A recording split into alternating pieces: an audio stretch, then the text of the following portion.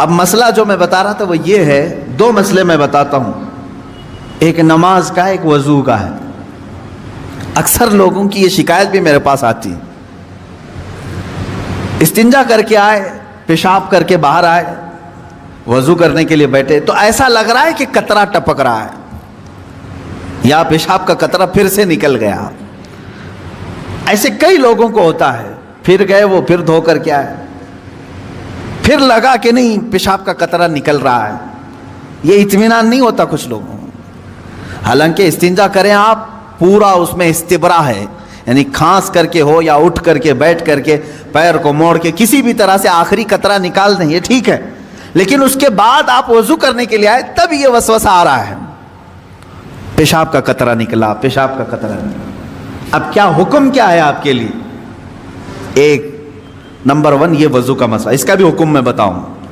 دوسرا مسئلہ سن لیں، نماز 4 رکعت ظہر کی پڑھنے کے لیے کھڑے تھے، یا 4 رکعت عصر یا عشاء کی، 2 رکعت پڑھے، تیسری رکعت میں کھڑے ہوئے تھے، اب شک ہونے لگا کہ دوسری ہے کہ تیسری ہے۔ تیسری میں کھڑے تھے، یہ شک ہونے لگا یہ چوتھی ہوگی کہ تیسری ہوگی۔ ایسا ہوتا ہے بہت سارے لوگ۔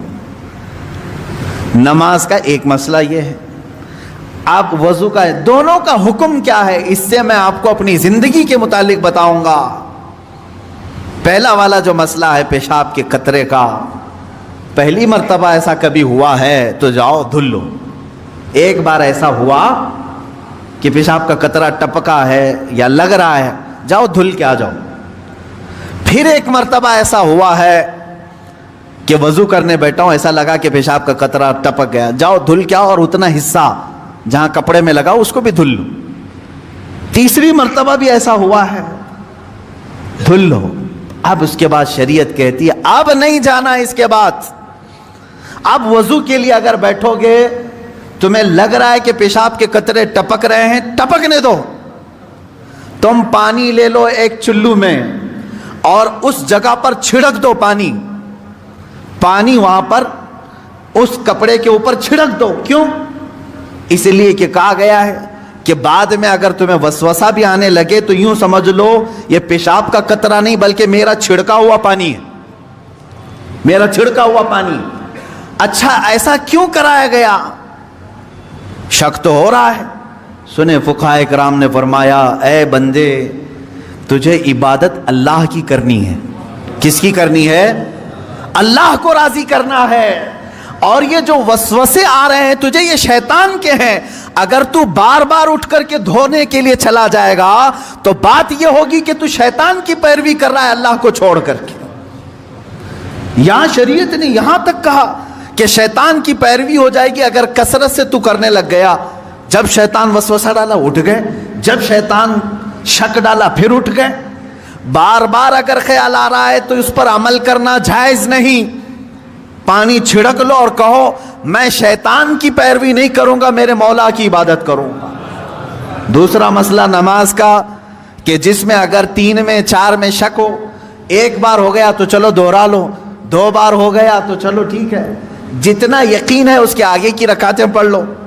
اب اگر بار بار ایسا شک ہوتا ہے تو فرمایا گیا اپنی نماز ویسی ہی کمپلیٹ کرو، اس لیے کہ یہ شیطان تمہیں وسوسے ڈال رہا ہے۔ اگر تم اس کے وسوسوں کی طرف جاؤ گے تو یا ہوگا یہ کہ تم شیطان کی پیروی میں لگ گئے۔ حقیقت میں نماز تو رحمان کی عبادت ہے۔ آپ سمجھ رہے ہیں؟ یہ 2 مسئلوں سے میں تمہیں بتاؤں گا میرے عزیزوں، پوری زندگی بھر شیطان اسی طرح سے کرتا ہے، تمہیں اپنے اصلی مقصد سے ڈائیورٹ کر کے کسی عام فضول چیز میں لگا دیتا ہے، فضول چیز میں لگا دیتا ہے۔ اسی لیے اب جیسے کسی نے اپنے پورے گھر کی فکر میں، اپنی جائیداد کی فکر میں پوری زندگی ختم کر دی، اسے معلوم ہی نہیں کتنے دن رہنے والا تھا، کتنی عمارتیں بنا رہا ہے، کتنی چھتیں قائم کرے گا۔ اے بندے تیری زندگی لمبی سے لمبی جاتی تو 70-80 سال کی، تو بنا ہی رہا ہے 30-40 سال کی عمر میں، بچے ہیں تیرے پاس 25-30 سال، ان 25-30 سالوں کے لیے تو نے اپنی پوری زندگی جھونک دی، صحت و طبیعت سب برباد کر ڈالی۔ لیکن جہاں 100 سال سونا ہے کہ 200 سال کہ 500 سال کہ 1000 سال، ہمیں معلوم نہیں قبرستان میں کتنا سونا ہے، وہاں کے لیے بندہ ایک رات کی بھی عبادت کرنے کو تیار نہیں، ایک تسبیح گھمانے کو بھی تیار نہیں، وہاں کی عمارت تیار کرنے کو بندہ تیار نہیں۔ یہ شیطان ڈائیورٹ کر چکا ہے تمہیں، تمہاری اصلی منزل تو وہ تھی، تمہیں لگا دیا کسی اور کام میں، تمہیں لگا دیا کسی اور کام میں۔ عزیزان گرامی، اسی لیے تو شاعر نے کہا تھا، آگاہ اپنی موت سے کوئی بشر نہیں، سامان 100 برس کا ہے پل کی خبر نہیں، 100 برس کے پلان ہے پل کی خبر نہیں۔ تو شیطان اس طرح سے جو ہر زندگی میں ڈائیورٹ کرتا ہے۔ اب میں آپ کو بتاؤں ایک چیز، جن چیزوں کو ہم سمجھتے ہیں کہ یہی کل ہے دنیا میں، نوجوان یہ سمجھتا ہے کہ ایک خوبصورت لڑکی مل جائے پوری زندگی ہے، دیکھو اسی پر تو شعر و شاعری کرتا ہے، اسی پر تو پوری محبت کے نغمے گاتا ہے، اسے معلوم نہیں کتنے دن کیا یہ عائش ہے۔ اور کچھ لوگ یہ سمجھتے ہیں کہ مال، گاڑی، کار، بنگلہ ہو جائے یہی سب کچھ ہے۔ تقریباً انہی میں ہم سب دوڑ رہے ہیں، انہی میں ہم دوڑ رہے ہیں۔ ایک بادشاہ نے اعلان کیا کہ آج میری عنایتوں کا دریا جوش میں ہے، میں خوب عطا کروں گا۔ لوگوں کو بلایا، ایک کوئی بندہ ایسا آ جائے جس کے لیے میں کہتا ہوں اپنے ہاتھ میں ایک چھڑی لے لے، لکڑی لے لے، اور وہ زمین پر دائرہ کھینچتا جائے صبح فجر کے بعد۔ اب وہ دائرہ کھینچتا کھینچتا سورج کے ڈوبنے سے پہلے پہلے تک جتنا دائرہ کھینچ لے گا وہ پوری زمین اس کے نام پہ کر دوں گا۔ دن بھر میں آپ کتنے ایکڑ کھینچ لیں گے؟ اگر فری میں مل رہا ہے تو کون چھوڑے گا؟